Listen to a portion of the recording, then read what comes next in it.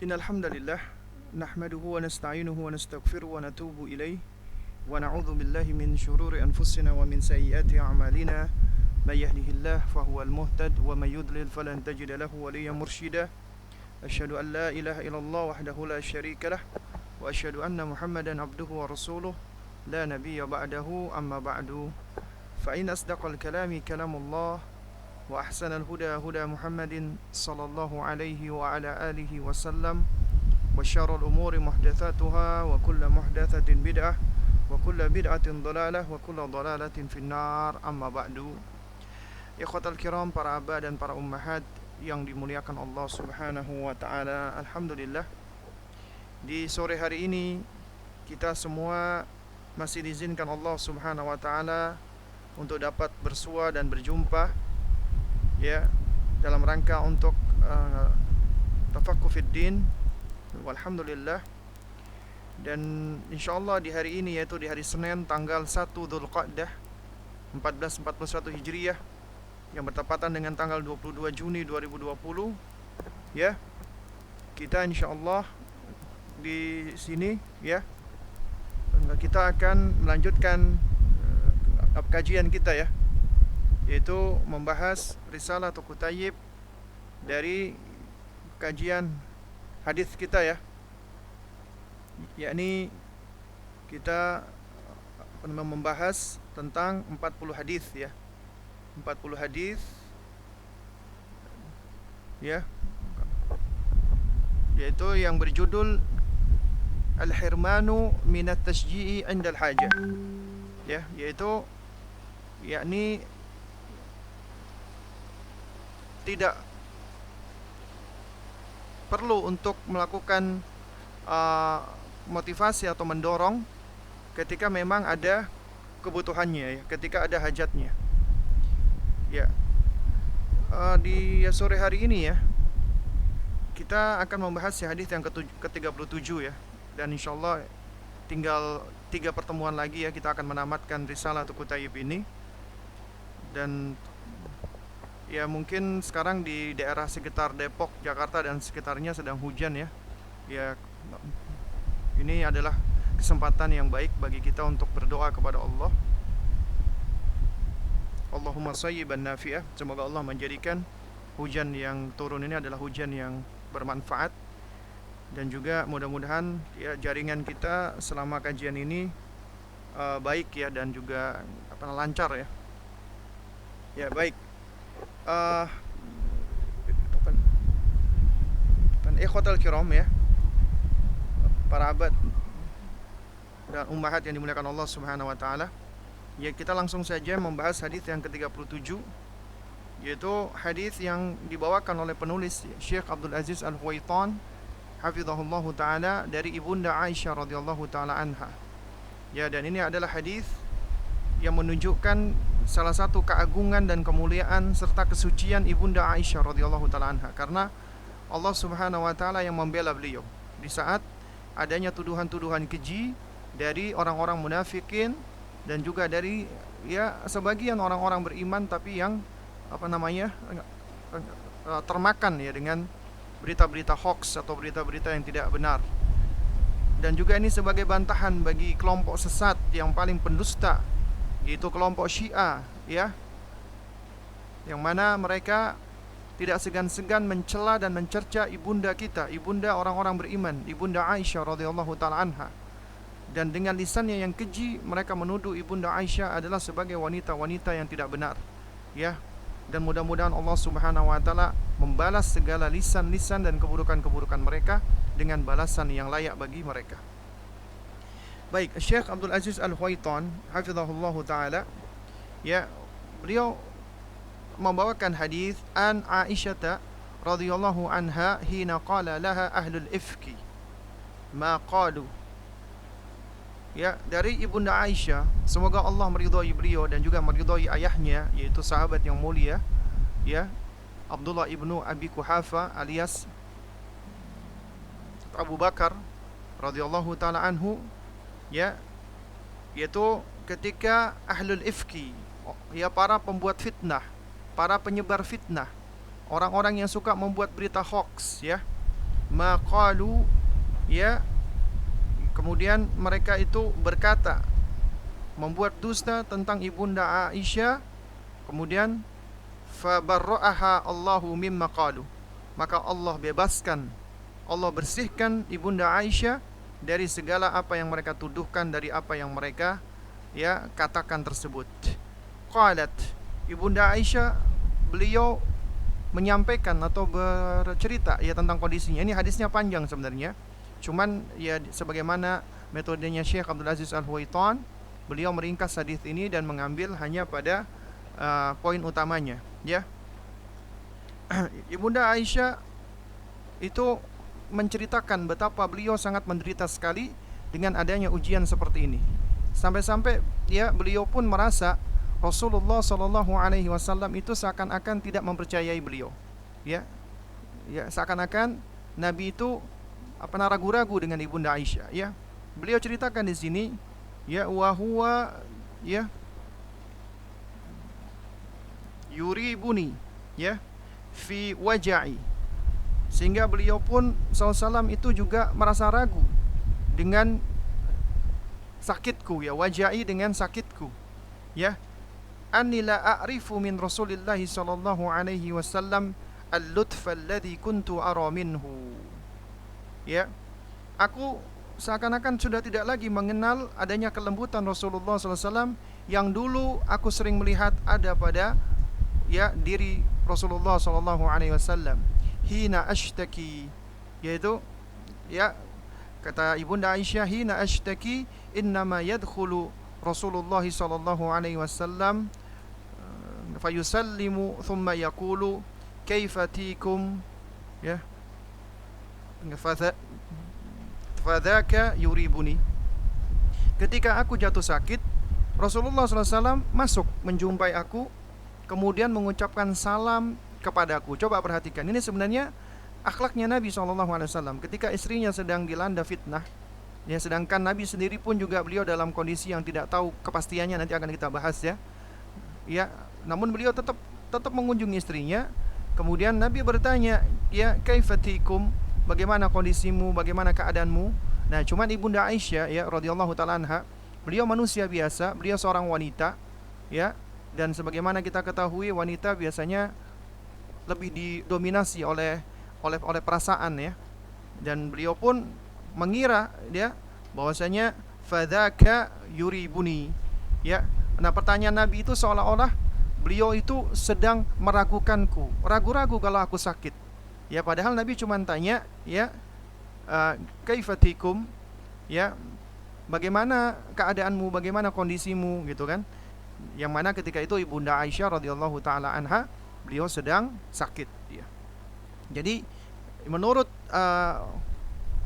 perspektif ibunda Aisyah, Rasulullah itu meragukan beliau dan meragukan sakitnya beliau, dan ini suatu hal yang sangat manusiawi sekali, ya. Dan kita di sini bisa belajar banyak, ya, tentang bagaimana sifatnya Nabi, bagaimana karakternya Nabi, ya. Baik, sebelum kita masuk ke faidah-faidah, ya, di sini sebagaimana biasa, saya akan menjelaskan sedikit, ya, tentang latar belakang daripada hadis ini, dan kemudian juga berkenan dengan ibunda Aisyah radhiyallahu taala anha juga sudah kita bahas, ya, di pertemuan-pertemuan sebelumnya, sehingga ya mungkin supaya kita tidak berpanjang-panjang, ya. Jadi bagi yang ingin mengetahui, ya, bisa mungkin melihat di kajian-kajian yang sebelumnya, ya, ataupun juga mungkin juga bisa membaca, ya, di dalam buku-buku sejarah, ya, yang alhamdulillah itu banyak, ya, banyak sekali menjelaskan tentang, ya, sosok ataupun dari sejarah atau biografi ibunda Aisyah radhiyallahu taala anha. Dan juga kalau tidak salah Kak Erlan juga sudah sempat membahas, ya, sejumlah istri-istri Nabi dan juga sahabat-sahabat wanita, meskipun untuk anak-anak, namun insyaallah di situ syarat akan manfaat untuk, ya, para orang tua. Bahkan mungkin bisa jadi, ya, para orang tua itu mungkin bisa lebih lebih mudah untuk memahaminya. Baik, hadis ini sebenarnya, ya, berkaitan dengan peristiwa yang merupakan ujian besar bagi ibunda Aisyah radhiyallahu taala anha, ya, sehingga peristiwa ini disebut dengan peristiwa hadithul ifki. Hadithul ifki yaitu peristiwa atau berita dusta atau hoax, ya, berita yang tidak benar, ya. Dan kisah ini sebenarnya bermula ketika ibunda Aisyah radhiyallahu taala anha, beliau turut menyertai Nabi sallallahu alaihi wasallam di dalam perang, ya, disebut dengan perang Bani Mustalik, atau sebagian ulama ahli sejarah, ahli sirah menyebutnya juga dengan perang, ya, Muraisi, ya, perang Muraisi, ya. Muraisi ini adalah nama salah satu tempat yang di situ ada semacam mata air ataupun telaga, dan peperangan ini berlangsung di daerah Muraisi tersebut sehingga disebut dengan perang Muraisi atau perang Bani Mustalik, ya. Nah, jadi ini peristiwa bermula ketika ibunda Aisyah radhiyallahu taala anha turut menyertai Nabi di dalam perang Muraisi ini atau perang Bani Mustalik. Lalu kemudian terjadi insiden ketika beliau keluar dalam rangka untuk menunaikan hajat, ya, ternyata beliau ketinggalan kalungnya. Kemudian ketika beliau cari, ternyata beliau ketinggalan rombongan, ya, ya, sehingga beliau pulang ketika itu, ya, ditemani oleh seorang sahabat yang bernama Sofwan, ya. Nah, para abah dan para ummahat yang dimuliakan Allah Subhanahu wa taala, ya, sejatinya perang Muraisi atau perang Bani Mustalik itu perang yang terjadi pada tahun kelima Hijrah, pada tahun kelima Hijriyah, ya, menurut pendapat yang lebih kuat, rajih, ya. Dan Muraisi ini adalah salah satu nama tempat. Di situ ada mata air atau ada semacam telaga, ya, yang biasanya orang-orang dari Bani Mustalik itu mereka berkumpul dan memberikan makanan, ya, atau memberikan minuman bagi hewan-hewan gembalaannya, dan mereka memang banyak dari kalangan para penggembala, dan di antara harta mereka yang paling berharga di antaranya adalah hewan-hewan gembalaan, unta dan kambing. Nah, berbicara tentang Bani Mustalik ini sebenarnya mereka termasuk dari Bani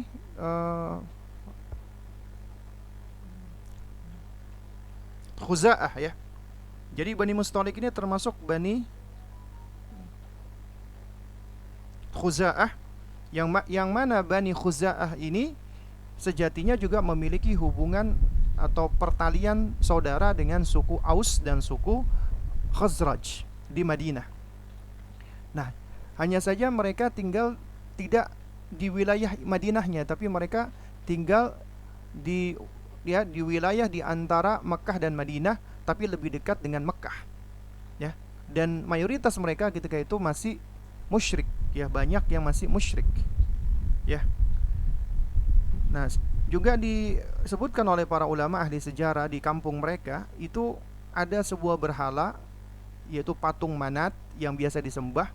Nah, itu biasa disinggahi oleh para jamaah haji, ya. Jadi jamaah haji yaitu haji yang itu jahiliyah, ya, dimana mereka masih menyembah patung-patung, ya, patung Hubal, Manat dan semisalnya, ya, termasuk Uzza. Nah, ini patung Manat ini ada di kampungnya Bani Mustalik.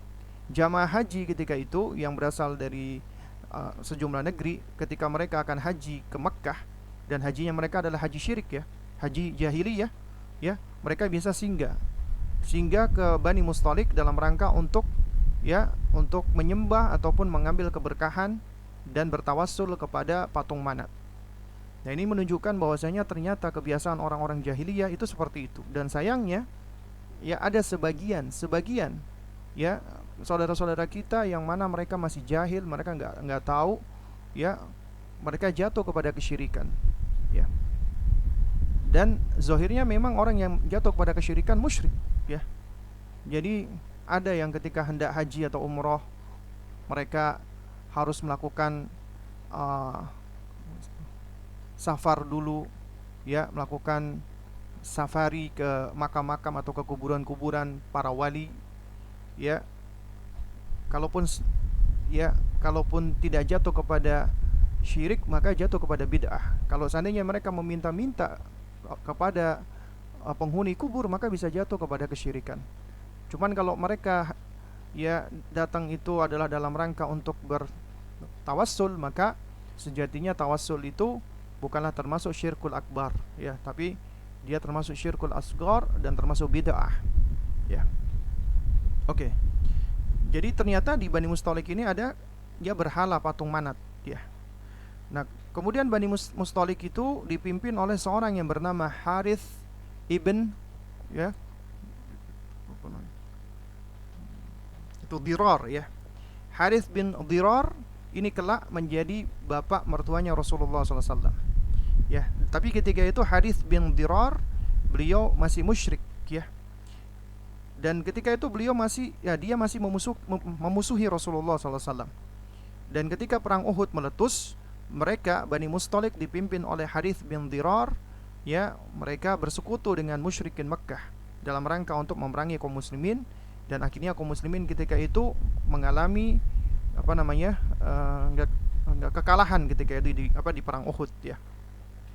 Nah, ketika kaum muslimin kalah di perang Uhud, ya, maka Harith bin Dirar itu akhirnya semakin merasa di atas angin, ya.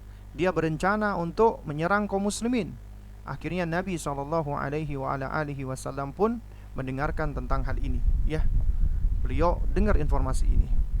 Nah, tapi Rasulullah SAW ini bukanlah manusia yang biasa. Beliau adalah manusia yang istimewa, yang alim, yang objektif, yang adil.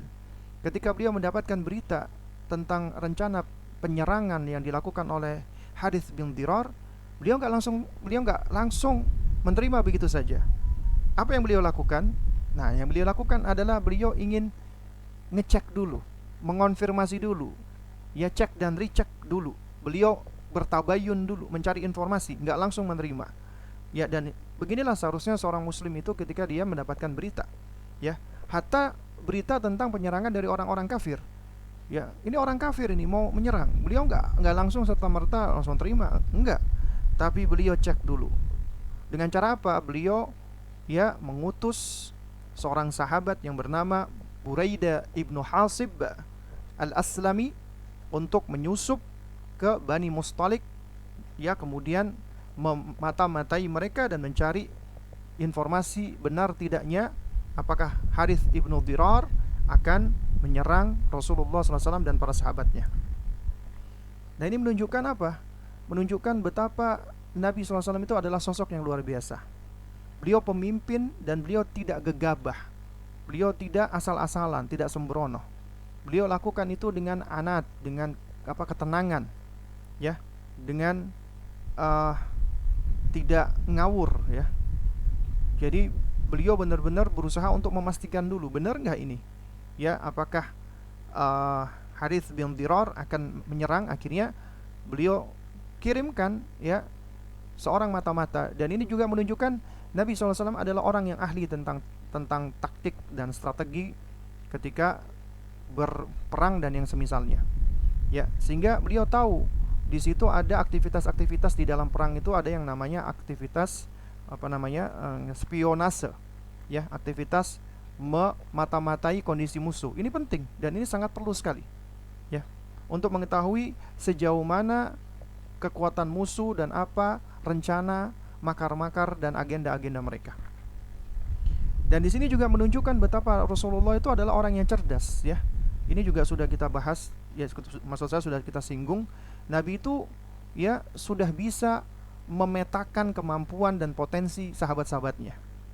Nabi itu sudah ngerti bagaimana cara memapping, ya. Mapping itu memetakan potensi dan kemampuan sahabat-sahabatnya. Sahabat-sahabat itu punya kelebihan masing-masing, ya.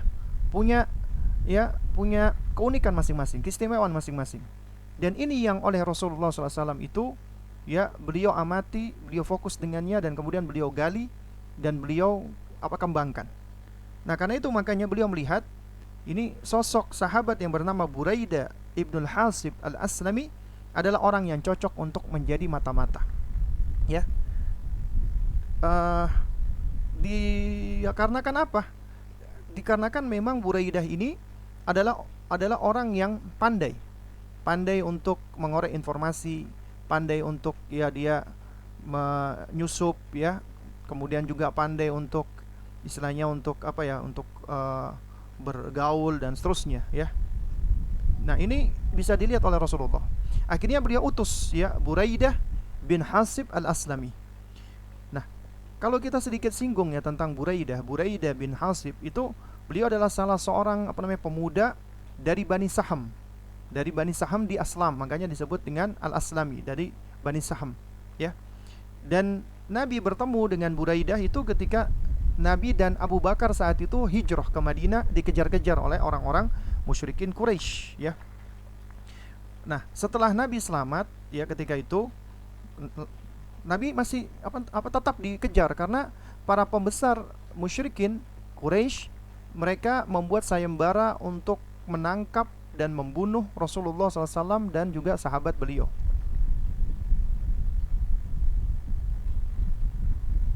Abu Bakar ya radhiyallahu taala anhu. Ya. Dan ketika perjalanan ya, itu banyak yang tidak berhasil mengejar Rasulullah, kecuali satu orang bernama Suraqah ya. Suraqah bin Malik. Ya. Jadi ada satu orang Suraqah bin Malik bin Jush'uth bin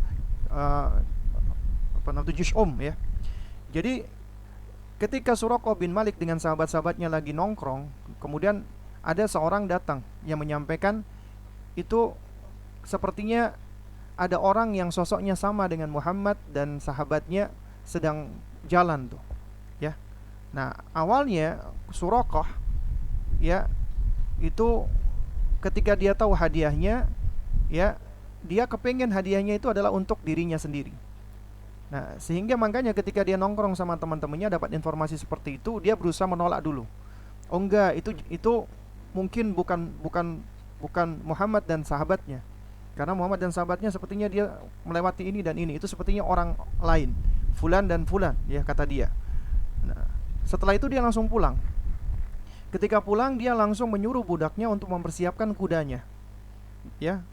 Nah, jadi pada saat dia sudah mempersiapkan kudanya dan dia membawa tombaknya ya, lalu kemudian dia dengan gagahnya menaiki kudanya, kemudian tombaknya itu ya bagian bawahnya itu diletakkan di atas pasir tanah sehingga bergesek ya, dan membentuk garis, dan kemudian semacam menimbulkan debu asap. Lalu kemudian dia berjalan ya, berlari di atas kuda mengejar Rasulullah sallallahu alaihi wa ala alihi wasallam ya. Lalu kemudian ketika Suraqah sudah melihat nih Rasulullah dan sahabatnya yaitu Abu Bakar ya radhiyallahu taala anhu itu sudah ada di depan mata, maka dia segera mempercepat kudanya. Tapi ternyata ketika ya di jarak yang sudah cukup dekat, kudanya jatuh. Enggak terpental. Ya. Jatuh, kemudian dia bangkit lagi, dan Suraqah ini adalah orang yang senang tatoyur ya. Suraqah ini itu disebutkan ya di dalam sejumlah sejarah. Beliau akhirnya ketika habis jatuh, beliau mengambil panahnya dan beliau mengundi nasib dengan panahnya. Lanjut nggak ya? Ya, akhirnya dia melanjutkan lagi. Ketika sudah dekat lagi dengan Rasulullah, jatuh lagi dia. Ya, naik lagi, jatuh lagi. Terus akhirnya apa? Akhirnya dia pun ya maju mendekat dan kemudian dia berdamai dan berjanji untuk tidak akan menyakiti Rasulullah SAW. Ya, lantas setelah dia bertemu dengan Rasulullah, akhirnya dia takjub dengan betapa hebatnya Rasulullah SAW, betapa tenangnya dan seterusnya. Akhirnya Suraqah setelah itu dia berjanji untuk menutupi jejaknya Rasulullah SAW agar beliau bisa ya melanjutkan perjalanan aman sampai ke Madinah. Nah, setelah bertemu dengan Suraqah ini ya, kemudian di tengah perjalanan Nabi bertemu dengan ya Bani Saham tadi ya, di daerah sekitar kampung Aslam ya. Nah, di antaranya di situ ada seorang bernama Buraidah ibnu Hasib ini, Buraidah bin Hasib al-Aslami radhiyallahu taala anhu ya. Dan 80 orang bersama Buraidah ini ternyata semuanya masuk Islam. Kemudian Nabi istirahat di sana, sholat Isya berjamaah ya. Nah, itulah awal kali pertama Nabi ketemu dengan Buraidah bin Hasib, ya, Al-Aslami radhiyallahu taala anhu, seorang pemuda yang cerdas, yang berani dan pintar, ya. Dan Nabi sendiri adalah seorang yang pintar, cerdas, jenius, ahli taktik, ahli strategi, ya. Dan beliau mampu melihat kelebihan, ya, sahabat-sahabatnya. Makanya di pertemuan kemarin, ya, kita kita sempat singgung Usama bin Zaid, ya, anaknya Zaid bin Harithah yang syahid di perang Mu'tah. Usama bin Zaid ketika itu usianya masih 18 tahun. Itu dipercayakan oleh Nabi menjadi panglima perang, memimpin sahabat-sahabat senior, memimpin Abu Bakar, memimpin Umar, memimpin Ali, dan sahabat-sahabat Nabi yang lainnya yang mulia. Bayangkan masih 18 tahun. Ya, tapi Nabi tahu ternyata orang ini punya, punya potensi, punya bakat yang luar biasa. Dan juga demikian, ya, Nabi itu juga ketika melihat ada seorang sahabat yang memiliki kemampuan untuk memahami bahasa, akhirnya beliau perintahkan dia untuk belajar bahasa Suryani, bahasa Ibrani, ya. Akhirnya dia balik, dia sudah menguasai bahasa-bahasa itu, ya. Kemudian juga Nabi tahu sahabat-sahabatnya yang pintar untuk ngomong, pintar pintar untuk ber apa namanya retorika, ya, pintar untuk menyampaikan, seperti Mu'adz bin Jabal, Ali, kemudian sahabat yang lainnya. Akhirnya mereka yang didelegasikan untuk menjadi utusan Nabi sebagai, ya, pendakwah, ya, untuk berdakwah, seperti Mu'adz bin Jabal diutus ke Yaman. Nah, juga sama Buraidah bin Hasib itu Nabi utus untuk menjadi spion NASA, ya, untuk menjadi spy-nya Rasulullah, untuk memata-matai kondisi di Bani Mustalik, ya. Akhirnya Buraidah pun datang, ya, akhirnya beliau pun langsung menyusup, ya, mencari tahu tentang berita kebenaran, ya, apakah benar Harith bin Dirar itu berencana untuk menyerang Rasulullah dan para sahabatnya. Nah, ketika, ya, Buraidah berhasil menyelinap, menyusup masuk dan mendapatkan berita, kemudian beliau berhasil mengorek informasi dari mereka, dan ternyata memang benar, ya. Lantas beliau, ya, di malam itu langsung keluar dari Bani Mustalik untuk menjumpai Rasulullah dan mengabarkan berita ini. Nah, setelah beritanya sudah ditakkid oleh Nabi, sudah dicek, sudah diverifikasi. Awalnya berita ini katanya ada berita Harith bin Dirar akan menyerang Anda. Nabi nggak langsung terima, dicek dulu. Nabi cari informasi, ya. Maka Nabi utus Buraidah untuk menjadi mata-mata Nabi mencari informasi. Nah, setelah Buraidah menyampaikan ternyata beritanya memang sahih, benar, langsung Nabi mengerahkan 700 orang sahabat dengan 30 orang kavaleri, ya, pasukan berkuda, ya, menuju ke Bani Mustalik. Dan Nabi menyerang secara mendadak, dan menyerang secara mendadak ketika perang ini termasuk strategi. Jadi bukanlah suatu hal yang harus, ya, ketika kita perang menyerang itu harus kita berikan dulu surat kami besok akan menyerang, tidak. Jadi boleh menyerang, ya, ketika musuh sedang kondisi tidak siap, lengah. Nah, ketika itu mereka, ya, ada ratusan orang Bani Mustalik, mereka sedang berkumpul, ya, di telaga Muraisi, karena di sana mereka berkumpul, diantaranya juga untuk memberikan minum hewan-hewan ternaknya. Maka Nabi menyerang mereka, ya. Jadi sahabat menyerang mereka, dan akhirnya di dalam perang ini 10 orang dari Bani Mustalik tewas, dan 200 orang itu dari Bani Mustalik akhirnya tawan, ya. Kemudian ada 2000 ekor unta dan 5000 ekor kambing, itu menjadi ghanimah, harta rampasan perang. Nah, ternyata di antara 200 orang yang ditawan itu, di situ ada seorang wanita bernama Barrah. Barrah ini adalah putrinya Harith bin Dirar, ya. Beliau adalah seorang wanita bangsawan yang terhormat, yang cantik, yang cerdas, yang pintar, yang berwibawa, ya. Nah, Barrah ini, ya, itu ditawan dan menjadi haknya seorang sahabat yang bernama Thabit bin Qais radhiyallahu taala anhu. Nah, terus kemudian ketika ditawan, Barrah ini merasa sedih dengan kondisi kaumnya, dengan keadaan. Akhirnya beliau berinisiatif minta agar bisa dipertemukan dengan Rasulullah SAW. Ya, akhirnya beliau berjumpa dengan Rasulullah, beliau perkenalkan dirinya, beliau sampaikan, ya, dan beliau minta, ya, supaya dirinya bisa tebus, ya, supaya bisa ditebus, ya, agar tidak menjadi tawanan. Dan akhirnya Barrah ini menceritakan suaminya bernama, ya, Musafi bin Sofwan tewas. Ayahnya sendiri, Harith bin Dirar, kabur, melarikan diri gitu loh. Nah, dia dalam keadaan yang sedih, kecewa, ya. Dan Barrah adalah sosok yang sangat cerdas. Beliau lemah lembut, orangnya berwibawa, cantik, ya. Makanya ketika beliau menjumpai Rasulullah, ibunda Aisyah itu, sebagaimana disebutkan oleh para sejarawan, ya, itu ibunda Aisyah itu dibakar rasa cemburu ketika melihat Barrah ini. Yang mana Barrah ini kelak diganti namanya oleh Rasulullah setelah dinikahi Rasulullah menjadi Juwairiyah, menjadi ibunda orang-orang beriman. Ya. Nah, lalu akhirnya Thabit bin Qais pun menawarkan tebusan yang ingin menebus Juwairiyah atau Barrah. Ternyata siapa yang menebusnya? Rasulullah SAW. Nabi yang menebusnya. Ya. Kemudian setelah sampai di Madinah, ya, Rasulullah SAW melamar dan menikahi Juwairiyah, dan Juwairiyah pun tidak menolaknya. Ya. Dia dengan sangat bergembira karena setelah dia bertemu dengan Rasulullah, dia langsung tahu ini adalah sosok laki-laki yang sangat hebat, luar biasa. Ya, sosok laki-laki yang dapat membimbing dia. Ya, akhirnya ketika dilamar oleh Rasulullah SAW, beliau pun menerima dan akhirnya beliau menjadi salah satu ummahatul mukminin. Ibunda Aisyah radhiyallahu taala anha, wanita.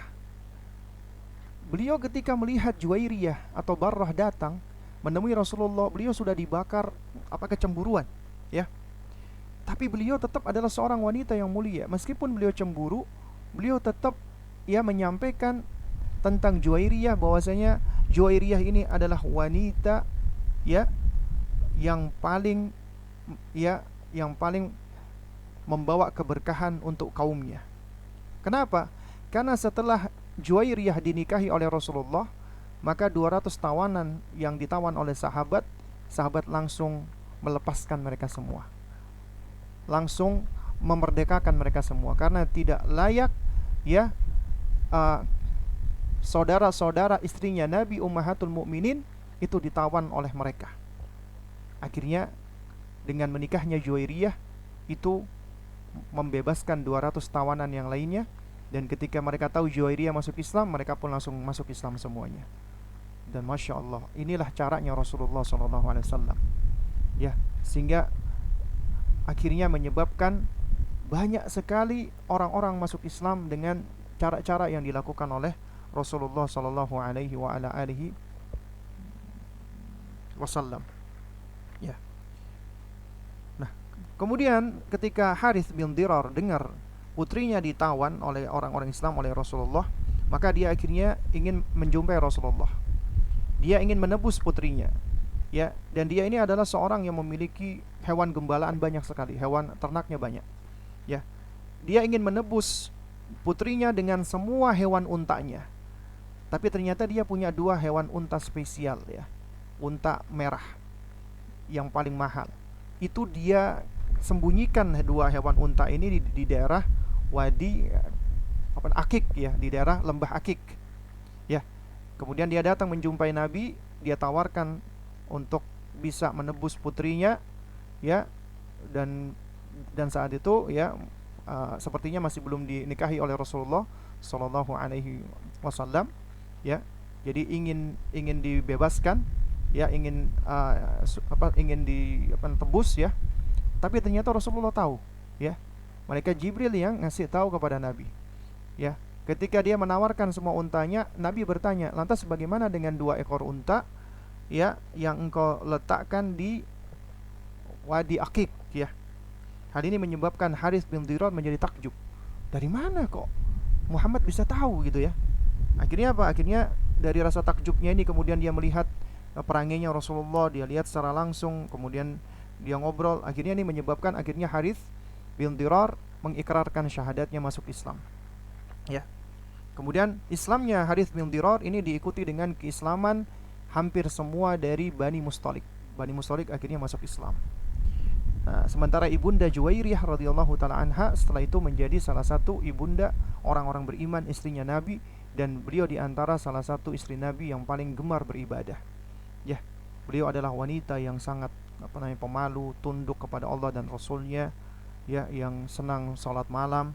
Akhirnya dengan sebab beliau, ya, kaumnya, kabilahnya itu bisa terangkat derajatnya. Enggak salah apabila ibunda Aisyah mengatakan, ya, bahwa, ya, Juwairiyah itu, ya, jadi adalah wanita, ya, yang yang paling banyak berkahnya bagi kaumnya, ya, adalah wanita yang berkahnya paling besar, terutama untuk kaumnya.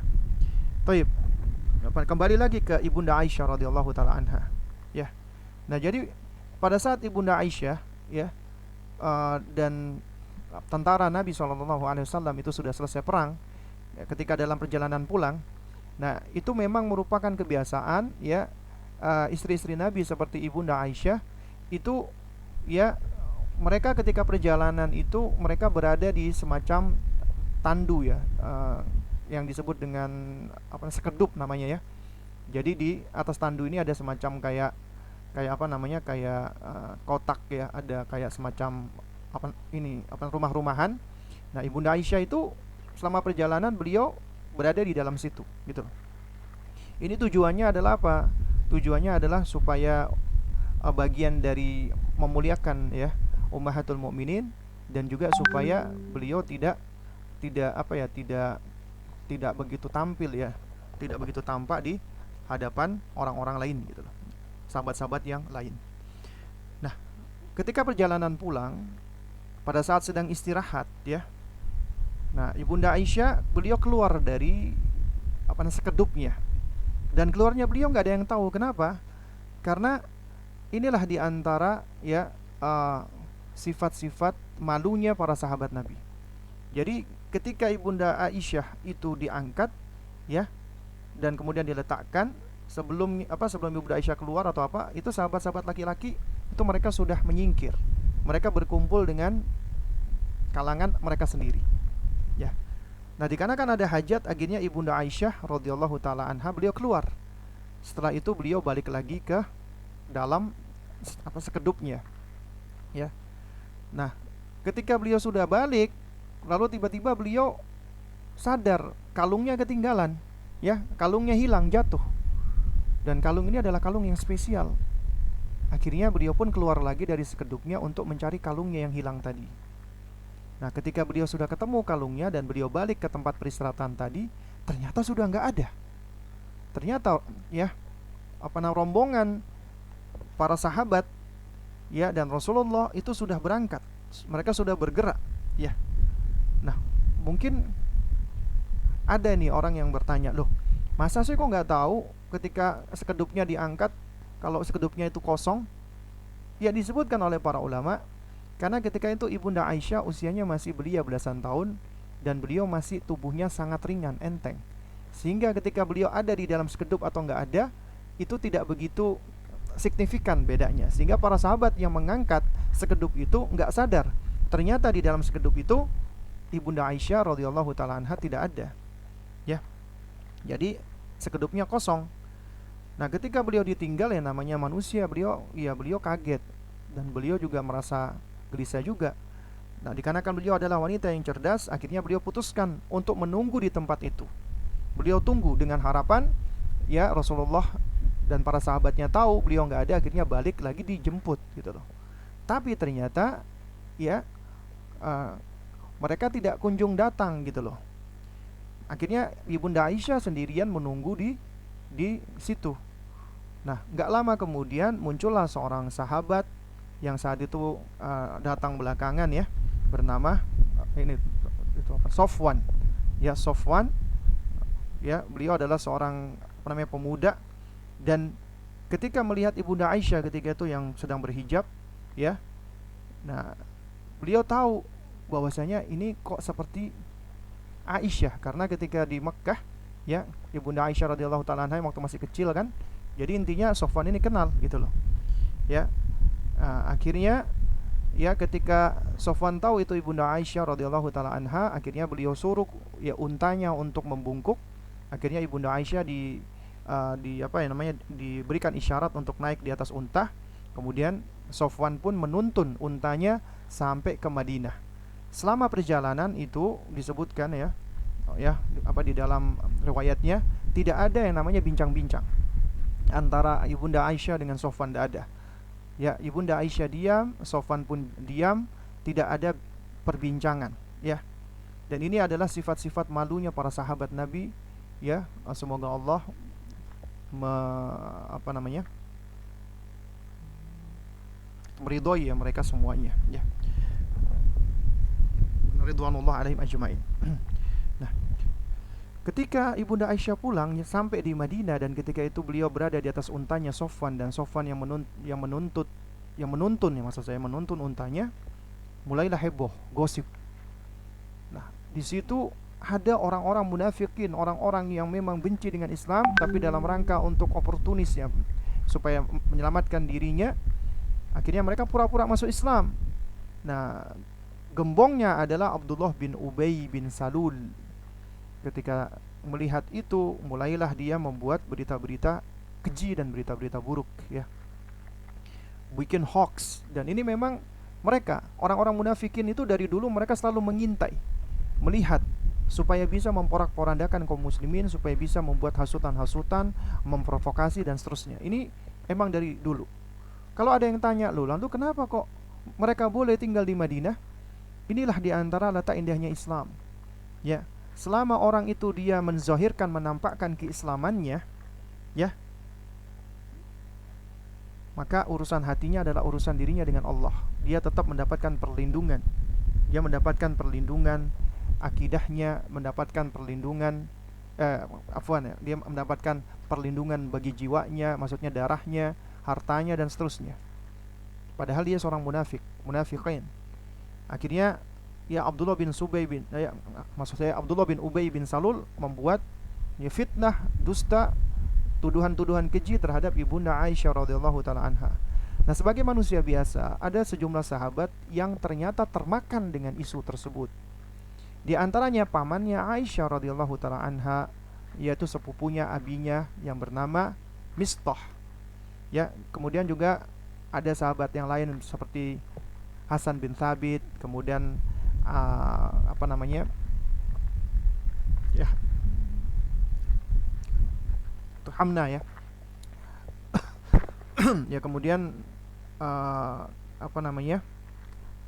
Hamnah bintu Jahsy, dan sebagian dari ya apa namanya?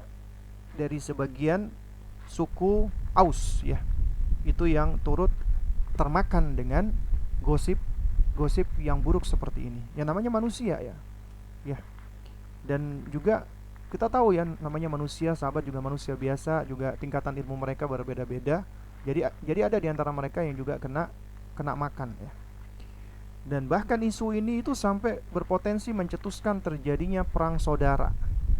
Ya, karena di situ ada sahabat-sahabat Nabi yang enggak terima ketika ibunda kaum mukminin itu dituduh dengan tuduhan keji seperti itu. Di antaranya Sa'ad bin Mu'adz, pimpinan suku apa namanya? Khazraj ya. Sa'ad bin Mu'adz, pimpinan suku apa namanya? Khazraj ya. Beliau mendatangi Rasulullah, menawarkan, "Ya Rasulullah, izinkan aku untuk membunuh orang-orang yang menuduh Ibunda Aisyah radhiyallahu taala anha." Nah, sedangkan Sa'ad bin Ubadah, kita sudah menjelaskan sedikit ya tentang Sa'ad bin Ubadah ya.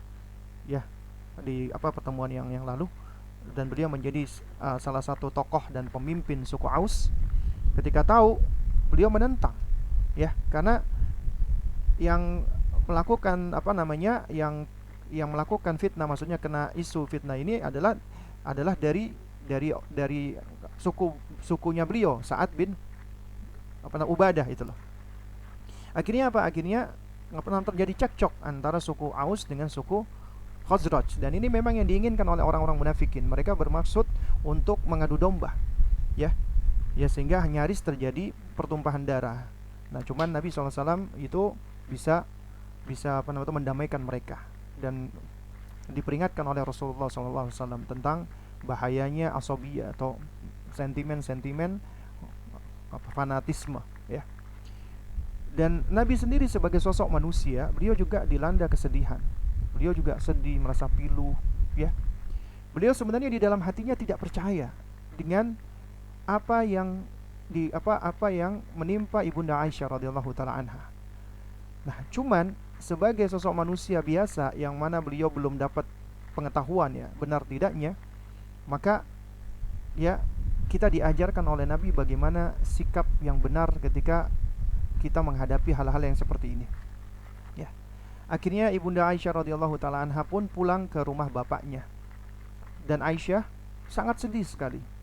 Bahkan beliau merasa, ya, kenapa kok Rasulullah tidak membela aku, ya. Sehingga akhirnya beliau pun merasa sakit, sehingga beliau pun sakit-sakitan. Dalam hal ini memang para sahabat itu mereka terbagi menjadi 3. Ya, ini selain dari orang munafik, ya, ini kita ngomong sahabat, orang-orang beriman. Ada di antara mereka yang termakan isu, namanya manusia biasa, ya. Ada yang kena isu seperti Mistah, ya, kemudian Hasan bin Thabit, ya, dan juga ada sebagian orang-orang dari suku Aus, ya. Kemudian juga ada orang-orang yang tetap membela Ibunda Aisyah radhiyallahu taala anha, enggak percaya dengan isu tersebut. Ya, di antaranya Sa'ad bin Mu'adz, ya, dan sahabat-sahabat Nabi yang lainnya, yang paling banyak dari Makkah, dari Muhajirin. Kemudian ada sahabat yang enggak mau ikut-ikutan, yang tawakuf, ya, enggak mau ikut-ikutan komentar, ya. Jadi menunggu apa kata Rasulullah SAW, ya. Nah, di tengah ujian yang sangat berat ini, itu sangat berat dirasakan oleh Ibunda Aisyah radhiyallahu taala anha.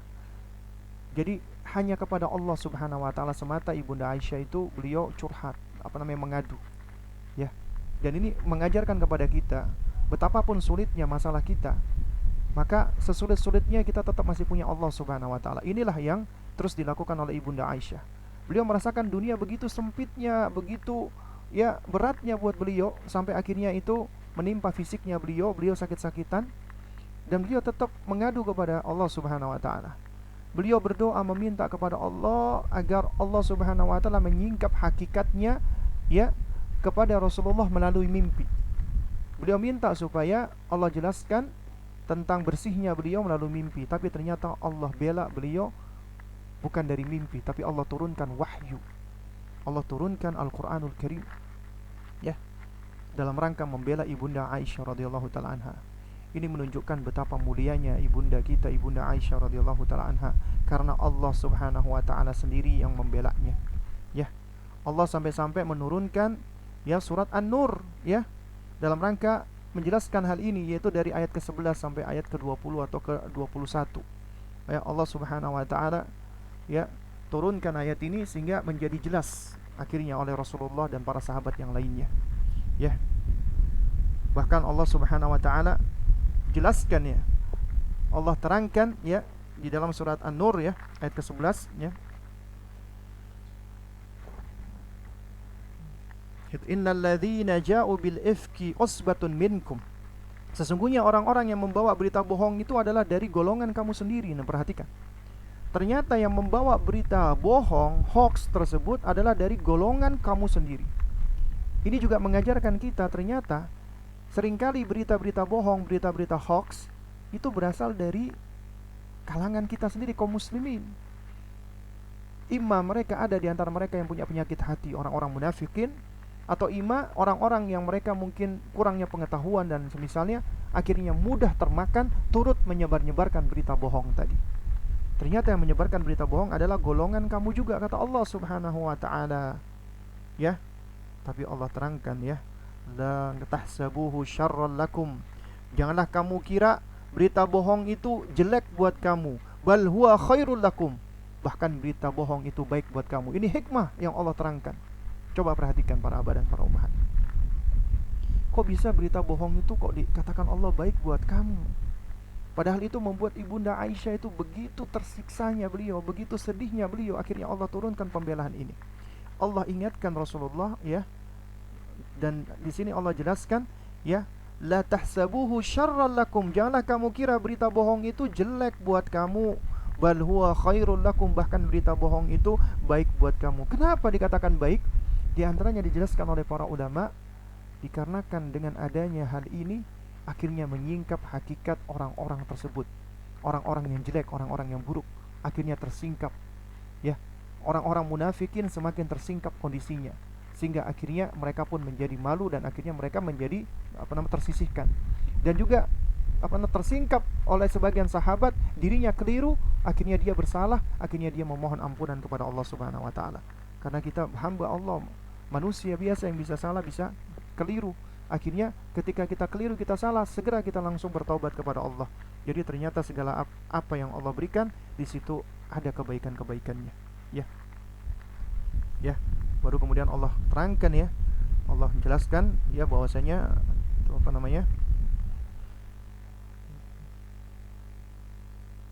likulli imri'in minhum maktasaba minal itsmi walladzi tawalla kibrahu minhum lahu adzabun 'adzim. Ya, tiap-tiap orang dari mereka mendapatkan balasan dari dosa yang mereka kerjakan, ancaman dari Allah. Dan siapa di antara mereka yang mengambil bagian terbesar, yang paling banyak menyebarkan dalam penyiaran berita dusta tadi, maka baginya pula azab yang besar. Ya.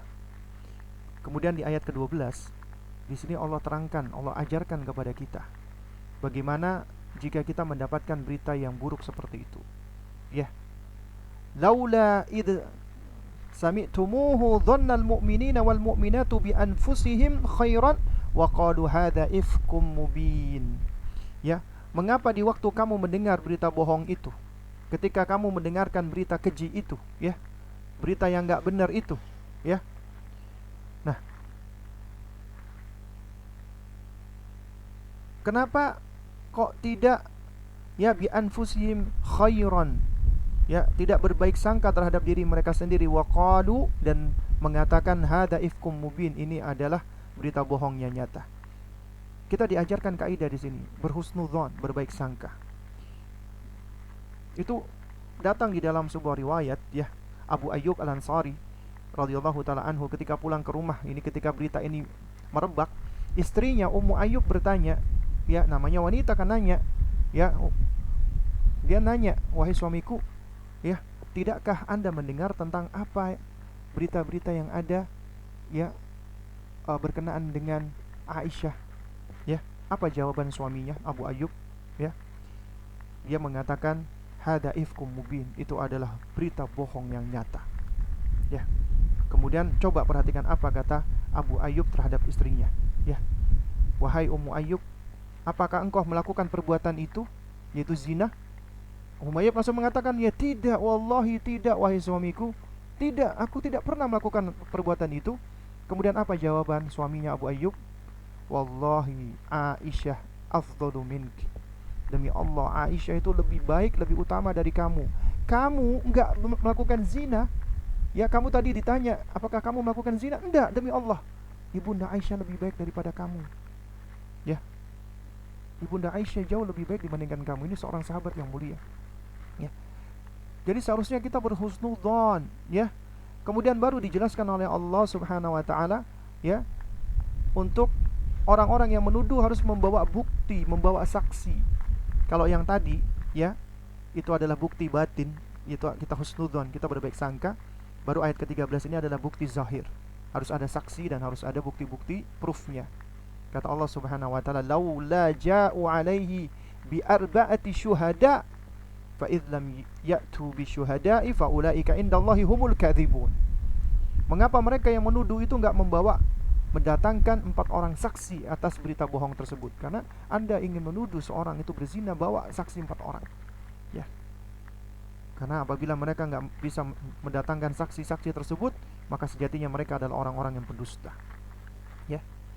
Nah, jadi ayat ini mengajarkan kepada kita ya perkara-perkara yang luar biasa sekali, ya. Ya. Nah, jadi nanti coba Anda baca surat An-Nur ya dari ayat 11 ya, kalau perlu dari ayat sebelumnya sampai ayat 21 kalau perlu seterusnya. Di situ akan banyak pelajaran yang bisa kita ambil. Banyak sekali pelajaran yang bisa kita ambil. Ya. Makanya ketika ayat ini turun, maka menjadi jelaslah kondisi Ibunda Aisyah, betapa sucinya beliau, betapa beliau bersih dari tuduhan-tuduhan dan ucapan-ucapan keji. Akhirnya ini menyebabkan orang-orang munafikin menjadi semakin terhina, dan orang-orang beriman yang melakukan kesalahan akhirnya mereka pun bertobat kepada Allah. Abu Bakar radhiyallahu taala anhu ketika tahu sepupunya Mistah turut menyebarkan berita ini, marah beliau. Padahal Mistah selama ini itu banyak dibantu dari sisi ekonomi, sering diberikan bantuan berupa makanan, uang dan seterusnya. Ketika Mistah turut menyebarkan berita ini, Abu Bakar marah. Manusiawi nggak manusiawi? Akhirnya beliau berkata, wallahi wallahi, ya, aku bersumpah nggak akan membantu Mistah lagi. Tapi coba perhatikan apa kata Allah Subhanahu wa taala sama di dalam surat An-Nur ayat 22-nya. Ya. Betapa adilnya Allah Subhanahu wa taala, ya. Allah Subhanahu wa taala mengatakan wala ya'tali ulul fadli minkum, ya, was-sa'ati an yu'tu ulil qurba wal masakin wal muhajirin fi sabilillah wal ya'fu wal yasfahu ala tuhibbuna an yaghfirallahu lakum wallahu ghafurur rahim. Dan janganlah orang-orang yang memiliki kelebihan dan kelapangan di antara kamu, di antaranya kelapangan harta, bersumpah bahwa mereka enggak akan memberikan bantuan kepada kerabatnya. Allah ingatkan sahabat Abu Bakar yang mulia, dan tidak memberikan bantuan kepada orang-orang miskin dan orang-orang yang berhijrah di jalan Allah Subhanahu wa taala.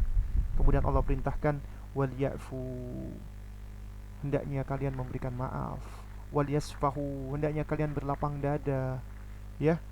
Ala tuhibbuna an yaghfirallahu lakum, apakah kamu enggak ingin Allah mengampuni kamu? Wallahu ghafurur rahim, padahal Allah itu Maha Pengampun lagi Maha Penyayang. Akhirnya Abu Bakar pun ya enggak jadi. Beliau memohon ampun kepada Allah. Demikian pula Mistah bertaubat kepada Allah. Akhirnya dengan kejadian ini luar biasa. Ya. Banyak sekali faedah-faedah yang bisa kita ambil di dalam hadis ifki ini. Dan ini ya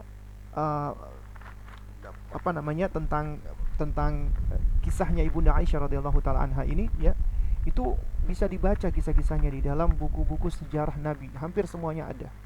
Asalkan cari buku sejarah yang ditulis oleh ulama-ulama kita ahlu sunnah, jangan ditulis oleh ulama Syiah, tokoh-tokohnya Syiah. Itu berbahaya, ya, karena mereka adalah orang-orang yang membenci Ibunda Aisyah. Karena itu mereka layak kita benci dengan sebenci-bencinya. Karena siapa yang membenci keluarganya Rasulullah, istrinya Rasulullah, maka wajib kita benci dengan sebenci-bencinya. Di antaranya adalah orang-orang Syiah. Baik, kita masuk ke faedah-faedah hadis. Subhanallah, ternyata sudah jam 5 ya. Ya, faedah yang pertama adalah la ba'sa bi hurmanil mutarabbi min at-tashji'i idza iqtada al-amru dzalika. Ya, tidak mengapa seorang pendidik itu tidak mendukung, tidak membela, ya, anak didiknya apabila kondisinya memang seperti itu mengharuskan. Karenanya seorang pendidik yang hakim, yang bijaksana, yang hikmah adalah pendidik yang tahu, yang bisa membaca kondisi, ya, pendidik yang dia selalu membekali dirinya dengan ilmu, yang selalu menghiasi dirinya dengan hilmu, dengan kelemah lembutan dan dengan ta'anni, sifat tenang, tidak gerusa-gerusu, tidak sembrono, tidak tergesa-gesa. Sehingga dia akan tahu kapan anaknya perlu didukung, dimotivasi, didorong, dan kapan anaknya perlu dihukum ataupun dibiarkan.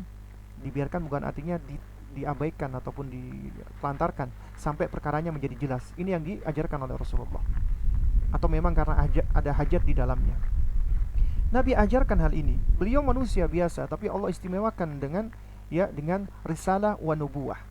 Ketika beliau belum tahu, tidak mendapatkan arahan dari langit, beliau sebenarnya meyakini insyaallah Ibunda Aisyah radhiyallahu taala anha itu sosok yang bersih. Nabi kenal Ibunda Aisyah, tapi beliau enggak mau gegabah, beliau enggak mau langsung membela ataupun sampai-sampai menuduh beliau.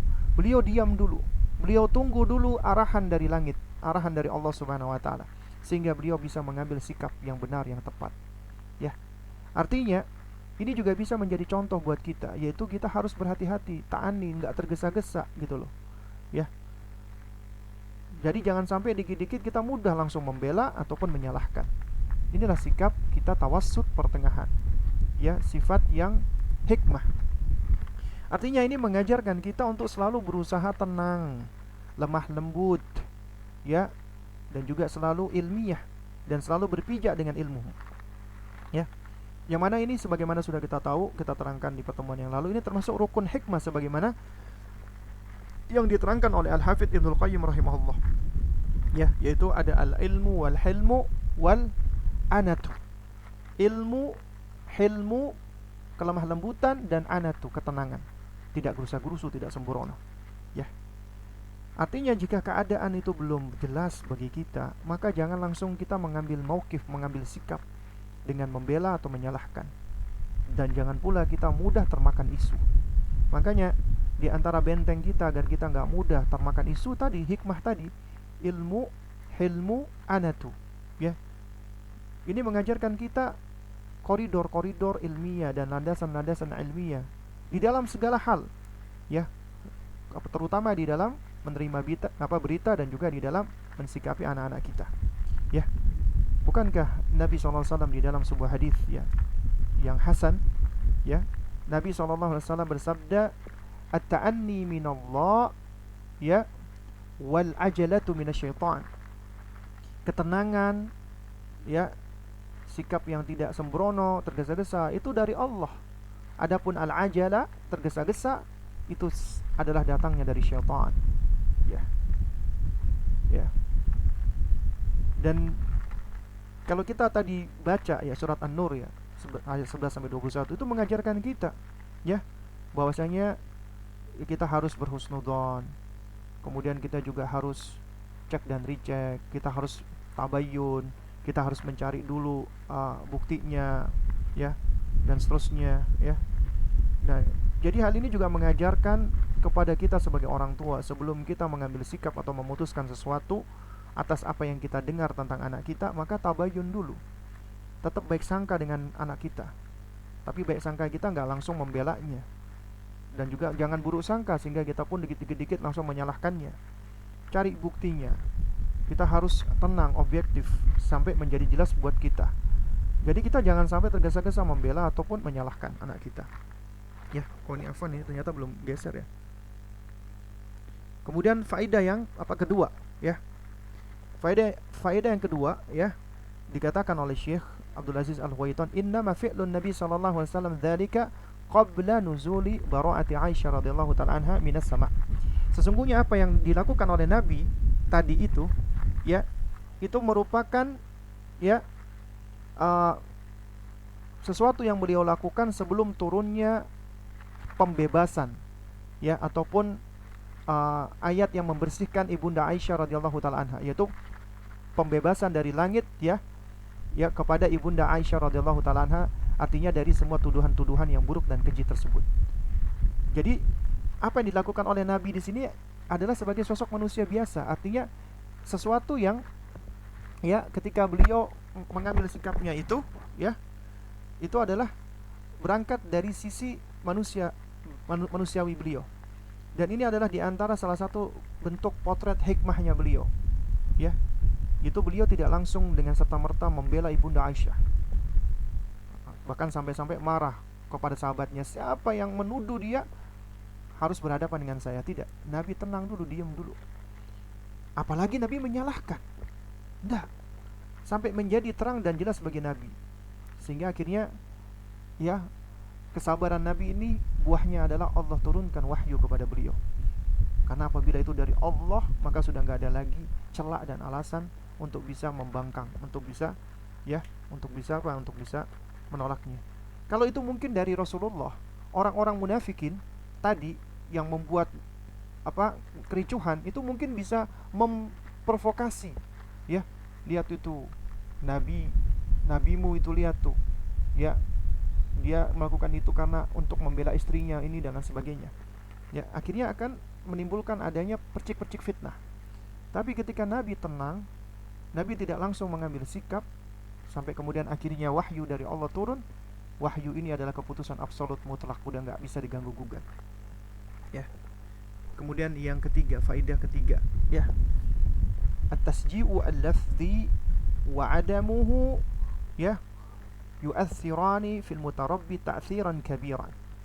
Ya, dukungan, pembelaan, dorongan ataupun tidak, ya, secara lisan, maka kedua hal ini itu memberikan pengaruh yang besar bagi anak didik kita.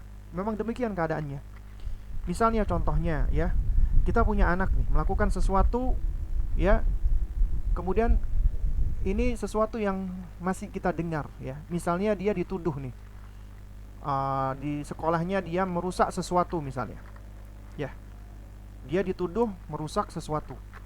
Kemudian anak kita datang dan dia menangis, ya. Dia langsung bilang, "Umi, aku tidak merusak, Umi, aku tidak merusaknya," gitu loh. Ya memang benar, kita harus percaya sama anak kita, gitu loh. Dan ini adalah suatu hal yang memang bentuk kepercayaan batin kita, gitu loh. Tapi di sisi lain, ketika misalnya gurunya bilang, "Ibu, anak ibu merusakkan ini," temannya juga bilang, nah berarti ada kemungkinan dia memang melakukan, ya, perbuatan merusak atau merusak barang tersebut. Karena itu kita nggak boleh gegabah langsung membelanya. Oh nggak mungkin anak saya nggak mungkin merusak, anak saya baik kon, anak saya begini, anak saya begitu, enggak. Atau juga jangan sampai cuman sekedar kita dengar berita, kita nggak dengar dulu dari anak kita langsung kita salahkan. Ayo kamu tadi habis merusak ini ya, kamu gimana sih? Anaknya nggak diberi kesempatan ngomong, udah diomel-omelin, ya. Memang dalam kondisi ini kan cuma ada dua kemungkinan, anak kita memang merusak barang tersebut atau tidak merusak, baru kemudian kita bisa bicara ke konsekuensi berikutnya. Kalau memang merusak ya kita harus ganti, anak kita harus minta maaf. Tapi sebelum kita menentukan, kita harus tenang dulu, artinya harus sampai jelas dulu benar enggak sih, ya. Kalau misalnya anak kita misalnya dia langsung datang, dia mengatakan, Umi aku nggak melakukannya, langsung kita ngomong, "Iya nak, Umi percaya sama kamu anak baik kok, nggak mungkin kamu melakukan itu mungkin teman-temanmu bohong kali ya," atau lain sebagainya. Ini malah berbahaya buat anak kita. Kalau sekiranya dia yang melakukannya, berarti kita sudah membela dia ketika dia melakukan perbuatan yang buruk ataupun jelek, ya. Dan ini bisa mempengaruhi kepribadian dan karakternya dia, ya. Apalagi kalau dia memang ternyata pelakunya dan kita nggak tahu, gitu loh. Ataupun mungkin juga kita lebih cenderung melihat anak kita dengan pandangan negatif, ya. Kita langsung sudah vonis, kita salahkan dia. "Kamu itu loh anak bandel banget sih. Tadi itu gurumu ngomong kamu ngerusak ini ya." Ya. Kemudian kita omel-omelin, "Kamu gimana sih? Kenapa kamu kok bisa merusak gitu? Pokoknya Umi nggak mau tahu, kamu nanti yang ganti sendiri," dan seterusnya. Ya. Padahal bisa jadi dia nggak melakukannya, ya. Dan ketika kita sudah langsung salahkan dia, maka anak ini akan sakit hatinya. Dan dia bisa-bisa udah kehilangan kepercayaan dengan orang tuanya. Mau ngomong sama orang tuanya, "Ngapain aku ngomong sama orang tuaku? Nggak bakal didengerin, aku udah disalah-salahin." Dia merasa tidak dihargai, dia merasa tidak diakui. Tentunya ini nggak baik, gitu loh, ya. Sehingga apa? Sehingga ini menunjukkan kita perlu untuk tenang. Artinya ucapan kita berupa pembelaan ataupun tidak, berupa tutur menvonis atau tidak, ya, itu bisa mempengaruhi dia dengan pengaruh yang besar. Karenanya kita harus tenang, nggak boleh gegabah, nggak boleh ceroboh. Kita harus tabayun, cek dan recheck sampai menjadi jelas buat kita, ada bukti-buktinya, baru kita bisa mengambil sikap. Ketika kita ngambil sikap, ya misalnya ternyata anak kita tidak melakukan itu, maka kita sampaikan, "Ya udah nak, yang sabar ya. Mungkin memang ada salah paham," supaya dia tidak membenci temannya, tidak membenci gurunya karena ada kesalahpahaman. Ketika memang dia yang melakukannya, ya kita harus menyampaikan, ya, kita tanya dulu kenapa alasanmu melakukan itu, ya. Ya udah, kamu merasa bersalah enggak? Kalau kamu merasa bersalah, kamu harus minta maaf. Tapi pertama kamu harus istighfar dulu, mohon ampun sama Allah. Kemudian kamu minta maaf sama guru, minta maaf sama teman-temanmu, ya. Terus kamu karena melakukan kesalahan, ya boleh kita misalnya menghukum dia supaya dia belajar konsekuensi. Ya misalnya Umi akan ganti barang yang kamu rusak, tapi kamu nanti ya hukumannya adalah misalnya uang sakunya dipotong misalnya, atau apalah ya, intinya seperti itulah. Nah cuman memang yang perlu kita pahami bersama, secara asal kita wajib mempercayai anak-anak kita, memotivasi dia, mendukung dia, mendorong dia. Ini secara asal gitu loh. Dalam aktivitas umumnya adalah seperti ini, kita harus percaya, kita dorong, kita motivasi, kita dukung, kita percayai.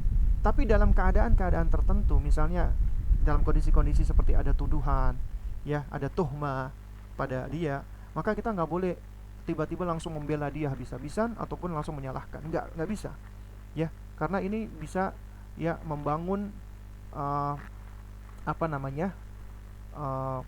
membangun persepsi anak tentang apa yang dia lakukan, dan juga membangun konsepsi tentang benar dan salah. Karena kita harus berhati-hati, ya. Juga di sisi lain kita nggak boleh juga langsung mudah menyalah-nyalahkan dia, tidak mempercayai dia, berburuk sangka sama dia. Ini juga bahkan lebih banyak jeleknya gitu loh. Artinya ternyata kita sebagai orang tua harus bisa belajar lebih objektif, meskipun berat, ya. Belajar untuk menjadi orang yang bisa lebih hikmah lagi, meskipun berat. Selalu kita berusaha berpegang ilmiah, berpegang dengan ilmu, dengan hilmu, kelemah lembutan, dan juga tidak tergesa-gesa. Berat bukan artinya nggak bisa, ya. Ini sesuatu yang insya Allah bisa kita lakukan biidznillah ta'ala, asalkan kita ya berusaha sembari memohon pertolongan Allah Subhanahu wa taala. Kemudian yang keempat adalah ya boleh bagi seorang pendidik itu tidak mendukung anaknya secara lisan sebagai bentuk iqab, ya, sebagai bentuk hukuman, ya, tapi sesuai dengan sikap yang ditunjukkan, ya. Sebagaimana tadi udah kita terangkan ya, ucapan dan perkataan orang tua itu penting buat anak, ya. Baik itu ucapan kita berupa apresiasi ataupun ucapan kita berupa ancaman, ya. Hanya saja kita perlu belajar kapan waktunya menerapkannya, ya. Jadi al-inzal ala mawadhihi, yaitu bagaimana kita menempatkannya sesuai dengan konteksnya, sesuai dengan tempatnya, ya, sesuai dengan porsinya. Nah, ini memang bukan suatu hal yang mudah. Ini butuh yang namanya kita terus belajar, butuh kita berproses sehingga membentuk pengalaman kita, butuh kita untuk bersabar, untuk mengenal, dan seterusnya, ya. Ini artinya adalah proses reward and punishment, thawab wa uqubah. Itu memang bisa dilakukan diantaranya dengan lisan, ya. Jadi misalnya ketika anak melakukan sesuatu hal, lalu dia butuh pengakuan, butuh afirmasi dari kita, sedangkan kita nggak tahu itu, ya, sedangkan kita sendiri nggak tahu, ya, maksudnya masih belum jelas yang dia lakukan ini apakah benar atau tidak dan seterusnya, maka kita nggak boleh langsung mengafirmasinya, nggak boleh. Kadang-kadang kita perlu untuk diam dulu, ya, tidak mengiyakan dan tidak membenarkan sampai menjadi jelas bagi kita, ya. Contohnya misalnya ya, ini ini juga suatu kejadian nyata sebenarnya, ya. Jadi ada seorang ibu-ibu, dia pernah di WA oleh temannya. Ya, ibu-ibu ini di WA oleh kawannya. Kawannya ini punya anaknya sama-sama satu sekolah dan sama-sama sohib gitu loh. Anak sama anak teman, ibu sama ibu teman gitu loh. Nah, tiba-tiba si ibu ini kirim WA ke ibu ini. Dia langsung bilang gini, Afwan ya, si fulan ini anakmu tadi di sekolah, ya, dia menendang kaki anakku sampai kakinya lebam biru. Tolong dong dinasehatin, tolong dong dikasih tahu, tolong dong bilangin jangan kasar-kasar gitu kan. Nah, sebagai orang tua ketika kita dapat itu kan dari orang tuanya teman anak kita dan juga teman kita kadang-kadang sudah langsung bingung nih, perasaan-perasaan bercampur. Ada keinginan untuk membela anak kita, ada keinginan kadang-kadang kita kesel juga sama anak kita, jangan-jangan bener. Kadang-kadang kita pengen ngomelin balik si ibu tadi, kadang-kadang kita pengen ngomelin anak kita. Jadi kita nggak tahu apa yang harus dilakukan, ya. Nah, Sehingga ketika anak tersebut pulang, ya, apa namanya, kita perlu untuk bertabayun. Nah, si ibu tadi ketika anaknya pulang, dia langsung nanya, ya, dia nanya gini, ya, apa, kamu tadi habis main ya sama si Fulan ya? Iya. Kamu tadi habis menendang kakinya ya? Ya. Terus anaknya bilang, oh enggak kok, nih tadi main bola, cuman memang tadi sempat ketendang kakinya. Nangis nggak? Enggak, itu biasa aja. Nah, akhirnya kita dapat dua informasi beda dari anak kita sama si ibunya tadi, kan ini kan informasi beda. Sehingga kita harus mutusin mana ini yang harus kita terima. Kita percaya si ibu tadi atau kita percaya anak-anak kita, gitu kan? Artinya ternyata kita di sini perlu untuk menggali informasi lagi lebih lanjut. Akhirnya ibu ini manggil anaknya, disuruh cerita. Coba kamu ceritain tadi yang kamu lakuin apa tadi sama ini sama ini. Akhirnya diceritain sama anaknya. Ternyata anaknya tidak menceritakan adanya ya anak tadi nangis atau sampai itu, gitu kan. Terus akhirnya si ibu ini dia berinisiatif. Dia telepon ke ibunya anak tadi, dia minta maaf, kemudian dia minta waktu. Boleh nggak aku ngomong sama anakmu?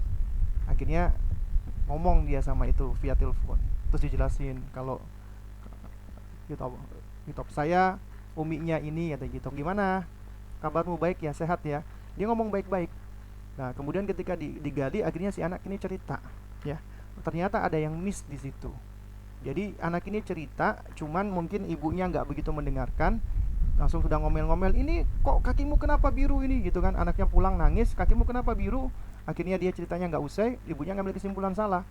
Dipikir anaknya ini tadi menendang kaki si temennya tadi. Ketika waktu dikonfirmasi ditanya, ya jadi memang habis main bola biasa sempat ketendang, biasa nggak nangis, tapi ketika pulang dia naik sepeda jatuh kemudian biru. Nah, anak ini takut ngomong, menceritakan kalau dia jatuhnya dari sepeda, khawatir dilarang sama uminya untuk naik sepeda lagi. Akhirnya dia ya menyebutkan yang tadi, ya. Nah, berarti akhirnya kan ketahuan bagaimana kondisi realnya. Ternyata anak kita tidak salah, gitu loh. Nah, sedangkan di sisi lain, ya kan, nah ini ada masalah lain, ya. Intinya jadi di sini kita memang butuh untuk apa? Untuk berusaha ya mencari tahu dengan detail, gitu loh, dengan kondisi yang sebenarnya itu seperti apa. Nah, dari situ baru kita nanti bisa mengambil sikap yang benar. Kemudian faidah yang kelima, ya. Ini sudah jam 5 lewat, ya. Ya. Ini Syekh menyebutkan al-lutfu atau sikap lemah lembut ma'as-sighar bersama dengan anak-anak, wal asl itu adalah yang pokok. Ya, ini adalah suatu hal yang menjadi landasan utama pokoknya, ya. Dan bukanlah dengan syiddah wa tarhib wal qaswah. Bukan dengan cara keras, tarhib itu mengancam-ancam, atau qaswah dengan cara yang kaku, ya. Ya. Dan ini juga sudah kita bahas sebenarnya di dalam kajian-kajian kita yang lalu, ya. Dan kita sepakati bahwasanya secara hukum asal memang mendidik anak dengan lemah lembut, ya. Dengan kelemah lembutan, dengan kasih sayang, dengan ihtimam, dengan perhatian. Karena secara asal dan secara fitrah manusia itu senang dengan kelemah lembutan. Manusia senang dengan sifat-sifat yang baik dan gak suka dengan sikap kasar, bengis, suka ngancem, ya. Nah, makanya Allah ketika memuji Nabi kita di dalam surat Ali Imran, ya, ayat 159, Allah mengatakan, ya, fabima rahmati minallahi linta lahum walau kunta faddan ghalidhal qalbi dan faddu min haulik, ya. Kata Allah, fabima rahmati minallah, ya, dengan lantaran sebab rahmat Allah Subhanahu wa taala, wahai Muhammad, ya, linta lahum, ya, engkau itu bisa bersikap lemah lembut dengan mereka, ya. Walau kunta faddan ghalidha, kalau sekiranya kamu berbuat keras, ya, walau kunta faddan ghalidhal qalbi, engkau bersikap keras lagi berhati kasar, dan faddu min haulik, niscaya mereka akan menjauh, ya, tidak akan mau mendekati dirimu. Ini menunjukkan Nabi itu sifatnya lemah lembut sebenarnya. Dan ini adalah dengan sebab rahmat Allah Subhanahu wa taala. Nah, karena dengan kelemah lembutan inilah akhirnya Nabi itu dicintai, disenangi oleh kaumnya, ya. Nah, cuman ketika beliau mengajak dakwah tauhid, ya, akhirnya beliau dimusuhi karena itu tadi, karena dakwah tauhidnya, bukan karena perangainya beliau. Perangai beliau dicintai, ya. Dan sebaliknya, apabila seseorang itu perangainya kasar, keras, ya, maka tentunya manusia akan menjauh darinya. Manusia secara asal senang dengan kelemah lembutan dan tidak suka atau benci dengan sifat-sifat kasar. Bahkan kalau kita perhatikan, ya, Allah saja ketika memerintahkan dua nabinya yang mulia, yaitu Nabi Musa dan Nabi Harun alaihimassalam, untuk mendakwai Fir'aun, togut yang paling besar di muka bumi ini, yang mengatakan ana rabbukumul a'la, aku adalah Rabbmu yang paling tinggi. Allah perintahkan kepada Nabi Musa dan Nabi Harun, sebagaimana Allah sebutkan dalam surat Toha, ya, ayat 43 sama 44, idhaba ila fir'auna innahu tagha, maka pergilah kamu berdua kepada Fir'aun, karena sesungguhnya dia orang yang melampaui batas. Faqula lahu qawlan layyina, ya, la'allahu yatadzakkara aw yakhsha. Karena itu berbicaralah, berkatalah, ngomonglah kepadanya dengan qawlan layyina, perkataan yang lemah lembut. Karena perkataan yang lemah lembut itu diharapkan yatadzakkara, mudah-mudahan dia mau ingat, aw yakhsha, atau dia mau takut, ya. Ya. Jadi ini adalah cara-cara secara asal. Makanya Nabi seringkali mengatakan basyiru, ya, wala tunaffiru, beritakanlah berita gembira, janganlah engkau membuat orang lari dengan cara menakut-nakutinya. Wa yassiru wala tu'assiru, permudahlah dan janganlah engkau persulit. Contoh misalnya ketika ada seorang Arab Badui datang ke masjid, kencing di masjid. Nah, sahabat-sahabat geram, pengen menghardiknya, tapi Nabi menahan sahabat-sahabatnya. Kata Nabi, da'uhu, biarkan dia. Kemudian setelah itu, ya, Nabi memerintahkan wa panharikuhu, ya, ala baulihi, ya, apa sajlan minal ma', siramlah bekas kencingnya tadi dengan satu timba air, ya.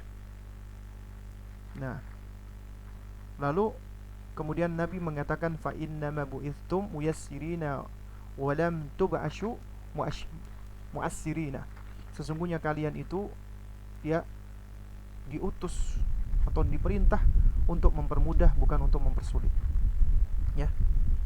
Juga demikian ketika Ibunda Aisyah radhiyallahu taala anha sedang berdua berjalan bersama Rasulullah, orang Yahudi datang, assalamu alayka ya Muhammad, semoga kecelakaan atasmu wahai Muhammad. Nabi tenang. Ibunda Aisyah marah, suaminya didoakan dengan doa kejelekan. Dijawab oleh Ibunda Aisyah, ya, wa alaikumussalam wal la'na, untukmu juga kematian dan laknat dari Allah, ya. Apa jawaban Nabi? Dipegang tangannya Aisyah, mahlan ya Aisyah, mahlan ya Aisyah, santai, tenang wahai Aisyah, katanya. Innallaha, ya, sesungguhnya Allah Subhanahu wa taala itu rafiq, Allah itu maha lembut, ya. Yuhibbur rifqa, mencintai kelemah lembutan, fil amri kullih, di dalam segala urusan, ya. Innallaha rafiqun yuhibbur rifqa, Allah itu lemah lembut dan mencintai kelemah lembutan, ya. Wa yu'ti 'ala rifqi ma la yu'ti 'ala al-unfi, dan Allah memberikan kepada kelembutan, ya, apa-apa yang tidak diberikan kepada sikap-sikap keras, unuf, ya. Nah, juga di dalam riwayat yang lain Nabi mengatakan, ya, bahwasanya innar rifqa la yakunu fi syai'in illa zanahu, sesungguhnya namanya kelemah lembutan apabila ada pada sesuatu akan menghiasinya, akan membuatnya menjadi indah. Wala yunza'u an syai'in, ya, illa syanahu, dan tidaklah dicabut dari sesuatu kecuali itu akan menjadikannya jelek, ya. Nah, oleh karena itu makanya ini menjadi landasan kita di dalam segala hal, apalagi di dalam mendidik anak kita yang masih kecil. Kemudian faedah yang keenam adalah kana Nabi sallallahu alaihi wasallam ahsanun nasi khuluqa, Nabi adalah manusia yang paling baik perangainya, dan yang memuji itu adalah Allah Subhanahu wa taala. Di dalam surat Al-Qalam, nun wal qalami wama yasturun, nun, demi Al-Qalam dan apa yang mereka tuliskan, ya. Ma anta bi ni'mati rabbika bimajnun, dan engkau wahai Muhammad Ya, sekali-kali bukanlah orang gila. Padahal ketika itu Nabi sedang dituduh sebagai orang-orang gila. Ya, beliau dituduh oleh orang-orang sebagai orang yang majnun, orang yang gila. Dibela oleh Allah. Ma anta bi ni'mati rabbika, dan engkau wahai Muhammad dengan nikmat dari Rabbmu, ya, bukanlah orang yang bimajnun, bukanlah orang yang gila.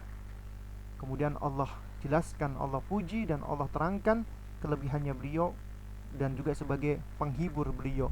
Wa inna laka la ajran ghaira mamnun, dan sesungguhnya kamu wahai Muhammad benar-benar mendapatkan pahala besar yang tak ada henti-hentinya.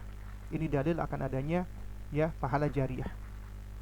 Ternyata Rasulullah SAW itu memiliki amalan yang pahalanya senantiasa mengalir. Betapa tidak, setiap kali ada orang masuk Islam maka Nabi juga akan mendapatkan pahalanya. Dan betapa banyak manusia yang paling banyak pahalanya di muka bumi ini adalah Rasulullah SAW. Ketika seorang masuk Islam, Nabi dapat pahala. Ketika seorang membaca Al-Quran, Nabi dapat pahala. Ketika orang melakukan sunnah Nabi dapat pahala. Dan betapa banyak kebaikan-kebaikan yang dicontohkan oleh Rasulullah, berasal dari Rasulullah, diamalkan oleh umatnya, maka demikian itu pula pahala mengalir untuk beliau. Karena itu untuk apa kita membuat-buat sesuatu? Kita mengirimkan Al-Fatihah untuk Rasulullah, kita kirimkan bacaan Quran untuk Rasulullah, padahal ketika kita membaca Al-Quran, Nabi sudah mendapatkan pahalanya. Dan sementara para sahabat Nabi nggak ada yang mencontohkan seperti itu. Padahal mereka para sahabat paling ngerti tentang hal-hal yang paling baik. Seandainya itu baik, maka niscaya mereka para sahabat yang paling pertama kali mengamalkannya. Tapi ternyata tidak. Lantas kenapa kita senang dengan hal-hal yang seperti itu, yang baru, yang gak pernah diamalkan oleh para sahabat, lalu kemudian kita senang melakukannya, seakan-akan agama kita ini adalah agama yang tidak sempurna. Kemudian Allah puji, wa innaka la'ala khuluqin azim, sesungguhnya engkau wahai Muhammad benar-benar berada di atas budi pekerti atau akhlak yang mulia. Ya, makanya gak heran apabila Allah menjadikan Nabi sebagai uswah hasanah. Kenapa? Karena memang beliau yang memiliki segala bentuk kesempurnaan dari akhlak dan perangai ini. Laqad kana lakum fi rasulillahi uswatun hasanah, sungguh telah ada pada diri Rasulullah itu adalah suri teladan yang baik bagi kalian. Kalau kita perhatikan, Allah mengatakan laqad kana lakum fi rasulillah. Allah enggak mengatakan fi akhlaki Rasulillah, atau fi adabi Rasulillah, atau fi fi khuluqi Rasulillah.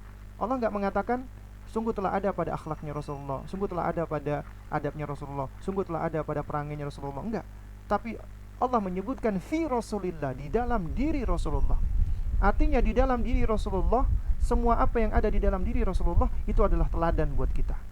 Baik itu perkataannya, perbuatannya, penampilannya, contohnya, persetujuannya, semuanya yang ada di dalam Rasulullah adalah uswah hasanah, contoh yang baik. Jadi menunjukkan bahasanya semua apa yang berasal dari Rasulullah, apabila kita ikuti dalam rangka meniru beliau, maka itu termasuk kita mengikuti sunnah beliau. Liman kana yarjullah, yaitu bagi orang-orang yang mengharapkan perjumpaan dengan Allah wal yaumil akhir, dan juga hari akhir, wa dzakarallaha katsira, dan juga banyak menyebut Allah Subhanahu wa taala. Baik, kemudian yang ketujuh ini yang terakhir penulis membawakan hadis Nabi fil hadithi khairukum li ahlihi wa ana khairukum li ahli. Rawahu at-Tirmidzi min hadithi Aisyah radhiyallahu anha wa a'allahu bil irsal wa sahahahu al-Albani. Di dalam hadis Nabi bersabda, khairukum li ahli, sebaik-baik kalian adalah orang yang paling baik terhadap keluarganya. Wa ana khairukum li ahli, dan aku adalah orang yang paling baik di antara kalian terhadap keluargaku. Hadis riwayat Imam Tirmidzi dari Ibunda Aisyah radhiyallahu anha, dan At-Tirmidzi mencatat hadis ini sebagai hadis yang mursal tapi disahihkan oleh Syekh Albani. Kemudian saya berikan di catatan kaki, hadis mursal adalah hadis yang terputus sanadnya atau tidak disebutkan perawinya, yaitu perawi sahabat. Jadi dari tabi'in langsung meriwayatkan dari Rasulullah. Ini adalah hadis mursal. Contohnya misalnya riwayat, misalnya ada seorang ulama tabi'in misalnya Abdurrahman bin Nahdi, langsung menyampaikan Rasulullah bersabda. Ini hadis mursal. Hadis mursal itu secara asal hukumnya dhaif Nah, tapi ketika Al-Imam Abu Isa At-Tirmidzi rahimahullah menyebutkan hadis itu irsal atau mursal, maka maksud beliau adalah sanadnya terputus, ya. Dan secara asal hadis mursal itu dhaif, tapi Syekh Albani melakukan penelitian dan mengumpulkan riwayat-riwayatnya, sehingga akhirnya setelah terkumpul semua riwayat-riwayat, ya, sanadnya akhirnya bisa menjadi muttasil, bersambung kepada Rasulullah, sehingga akhirnya hadisnya menjadi sahih. Ini di dalam ilmu hadis, ya. Dan hadis ini adalah hadis yang mulia, ya. Hadis yang menunjukkan agar manusia bersikap mulia, berlaku jujur, ya, khususnya bagi seorang laki-laki terhadap keluarganya.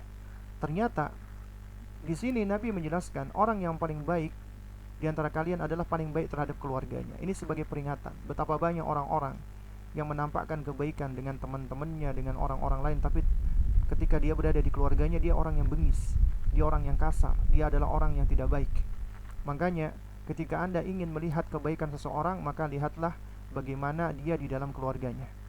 Nah, oleh karena itu Al-Imam Syaukani rahimahullah ketika menerangkan hadis ini, beliau menjelaskan bahwa hadis ini mengandung, ya, adanya faidah-faidah penting, yaitu bahwasanya orang yang paling tinggi derajatnya di dalam kebaikan dan orang yang paling berhak untuk mendapatkan sifat-sifat seperti ini adalah orang yang paling baik akhlaknya terhadap keluarganya. Kenapa? Sebab keluarga itu merupakan orang-orang yang paling lebih berhak mendapatkan kebaikan kita. Kita tunjukkan wajah manis kita, kita tunjukkan cara bergaul yang baik, interaksi yang baik, semua kebaikan-kebaikan kita, semua manfaat kita, ya. Itu adalah keluarga kita, istri kita, anak kita, ya. Nah, jika ada seorang yang demikian, maka sejatinya dia adalah termasuk orang yang terbaik. Karena kata Nabi, khairukum li ahlihi, ya.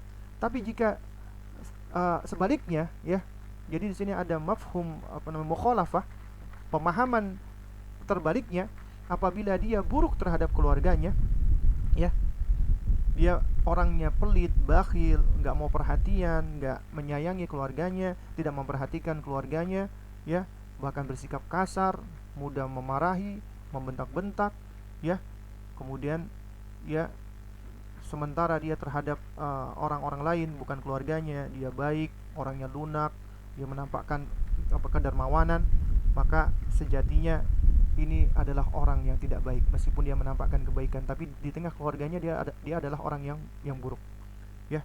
Sehingga kata Imam Syaukani, orang seperti ini adalah orang yang terhalang dari taufiknya Allah, menyimpang dari jalan yang lurus, dan semoga Allah memberikan kita keselamatan dari hal ini. Karena itu makanya bagi Anda wahai para jomblo, baik ikhwan ataupun akhwat, apabila Anda ingin mencari pasangan untuk mengetahui bagaimana kebaikan orang tersebut, khususnya bagi para akhwat, ya, maka selain lihat agamanya, maka perhatikan juga akhlaknya, terutama akhlaknya dia terhadap orang-orang dekatnya, terhadap keluarganya, terhadap ibunya, terhadap saudari-saudarinya, terhadap bibinya, ya. Itu harus dilihat, ya, harus diperhatikan, dicari informasinya. Karena apabila dia adalah orang yang baik, insya Allah terhadap keluarganya, terhadap ibunya, terhadap saudari perempuannya, maka insya Allah dia akan mudah untuk berbuat baik dengan orang-orang lainnya, termasuk dengan, ya, istrinya kelak. Ya, wallahu a'lam bishawab. Mungkin ini yang dapat saya sampaikan, ya. Dan ternyata sudah pukul 5:30. Baik, ya, mungkin kita buka sedikit waktu untuk bersoal jawab, ya. Yang ingin bertanya, ya, dipersilahkan. Yang ingin bertanya langsung ataupun yang ingin bertanya via chat, ya. Ya, ya, silakan. Ini yang sudah raise hand, itu ada Bu Jihan Pandora yang sudah raise hand. Silakan nih, bagi yang ingin bertanya, jika bisa saya jawab akan saya jawab. Ya, assalamualaikum warahmatullahi wabarakatuh. Ya, waalaikumsalam warahmatullahi wabarakatuh. Ustadz, saya mau bertanya seperti ini. Semisal kan di Al-Quran itu kan ada kalau misalnya kita itu boleh memukul anak kalau misalnya nggak sholat waktu umur 10 tahun, itu kan ada aturan seperti itu. Nah, itu mohon maaf, itu di dalam hadis, ya. Ya. Oh, hadis. Iya, iya. Nah, itu menurut psikologis kan sampai kapanpun sebagai orang tua kan kayak tidak boleh untuk memukul kepada anak secara fisik. Nah, itu kan bisa menyebabkan ketakutan sendiri. Sedangkan memukul itu kan sendiri juga subjektif, ya Ustadz. Kadang kan kita merasa memukul anak tapi sepertinya ini nggak sakit, tapi anak itu bisa kesakitan. Nah, itu bagaimana ya hukumnya Ustadz? Baik, sebenarnya ini sudah pernah dibahas di dalam kajian-kajian kita yang lalu dan juga di dalam kajian kita yang sudah tamat, ya, kutayibnya, yaitu Al-Wajiz fi Tarbiyah. Di situ sudah dijelaskan oleh para ulama secara detail bagaimana koridor-koridor menghukum anak dengan pukulan. Artinya nggak sembarangan ketika memukul anak. Ada tahapan-tahapannya, ada cara-caranya. Nah, diantaranya adalah ya, anak sudah boleh diberikan hukuman pukulan ketika sudah usia 10 tahun. Yang kedua, hukuman pukulan itu adalah cara terakhir setelah semua cara tidak berguna dan tidak bermanfaat. Ya. Kemudian yang ketiga, ketika memukul tidak boleh memukul di daerah-daerah yang fatal ataupun yang vital. Ya, jadi tidak boleh memukul wajahnya atau bagian-bagian yang berbahaya. Yang keempat, ketika memukul nggak boleh dalam keadaan emosi, nggak boleh dalam keadaan marah. Ya. Kemudian yang kelima, ketika memukul itu sebagai bentuk rahmat kasih sayangnya, bukan sebagai intiqam dalam rangka untuk membalas dendam, sekedar emosi dan yang semisalnya. Ya. Jadi di sini ada urutan-urutannya. Dan kita nggak bisa pungkiri bahwasanya ya, namanya di dalam suatu pendidikan ya, itu ada yang namanya reward, ada namanya punishment, ada namanya hukuman, ada namanya hadiah, dan ada namanya hukuman. Ya. Nah, di antara bentuk punishment itu memang bertingkat-tingkat. Sebagaimana reward juga bertingkat-tingkat, bisa dengan lisan, bisa dengan perbuatan dan seterusnya sampai dalam bentuk materi. Demikian pula dengan hukuman. Ya. Nah, kenapa kok di usia 10 tahun anak sudah boleh diberikan hukuman pukulan? Karena di situ mengandung hikmah yang besar. Di antara hikmahnya adalah di usia 10 tahun lebih itu adalah usia mereka menjelang balik, bahkan sudah ada yang balik, di mana mereka sudah menjadi mukallaf. Mukallaf berarti mereka sudah menerima beban syariat. Apabila mereka meninggalkan perintah Allah atau mereka melakukan kemaksiatan, mereka sudah berdosa. Sehingga harus ditumbuhkan rasa takut kepada Allah Subhanahu wa taala. Harus ditumbuhkan takutnya kepada Allah. Nah, di antara menumbuhkan rasa takut itu adalah dengan cara ya, kita membangun atau membentuk ya, mereka memahami konsekuensi daripada perbuatannya. Di antaranya adalah dengan adanya hukuman berupa pukulan tadi. Dan ketika kita memukul mereka, anak kita tadi, tentunya kita mukul bukan karena kita cuma sekedar marah, bukan karena sekedar kita emosi, enggak. Kita memukul karena kita sayang sama mereka. Karena ini bentuk takdib. Kita pingin supaya mereka tidak terus-menerus di dalam kesalahan. Artinya hukuman itu harus memberikan efek jerah. Nah, ketika kita pukul anak kita, itu memang harus dia rasakan sakit, tapi nggak sampai membekas. Kemudian baru kita jelaskan, kita terangkan. Ya, boleh kita tanya, "Nak, kamu dipukul sakit nggak?" "Sakit Mi, sakit Bi, sakit ya." "Iya." "Kamu tahu nggak, Abi sama Umi mukul kamu karena Abi sama Umi sayang sama kamu." Ya, karena Abi sama Umi sayang sama kamu. Kamu Abi sama Umi pukul sakit. "Sakit." "Iya sakit Mi." "Sakit ya?" "Sakit." Sakit yang kamu rasakan dipukul Abi sama Umi itu nggak ada apa-apanya, nak, nggak ada apa-apanya dibandingkan hukuman Allah apabila Allah menghukum kamu. Nggak ada apa-apanya, ya. Itu cuman sebagian kecil saja gitu loh, supaya kamu itu mau ingat, ya.